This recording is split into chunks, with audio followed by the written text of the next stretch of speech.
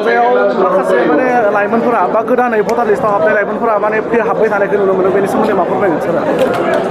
बेयो दिनै जोंनि चिरां जिल्लानि काजलगावआव माने गोबां गोदान जोंनि लाइमोनफोर अकल बर' नङा गुबुन गुबुन रावारिनिबो दङ बिथांमोना BPF हानजानि जिथु आदर्श बा BPF हानजाया थांनाय दिनफोराव जिखिनि खामानि मावदों बेफोरखौ सालिजारि नायनानै आरो दिनैनि बर्तमान सरकारा मा मावदों बेफोरखौ बिसोरो मोनसे तुलनामुलक भाबै स्टाडि खालामनानै दिनै BPF हानजाखौ मदद होनानै फैगौ दिनफोराव आरोबाव हाग्रामा महिलारि बिथांनि दैदेननायाव जाहाथे BTC सरकार लाबोनो हायो बिनि थाखाय बिथांमोना दिनै आवगायबोदों बेखौ जोङो दिनै बरायदों एक्सुवेलि।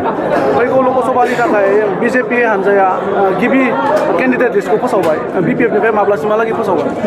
जोंनिफ्रायथ' जोंनि मानिनां आफादगिरि महिलारि सारा माने बेखौ जोंनि जिथु लकसभा निर्बाचननि माने तारिखखौ घोषणा खालामगोन निर्बाचन आय'गा बेनि उनाव जोङो बेखौ फोसावगोन होननानै बुंखादों।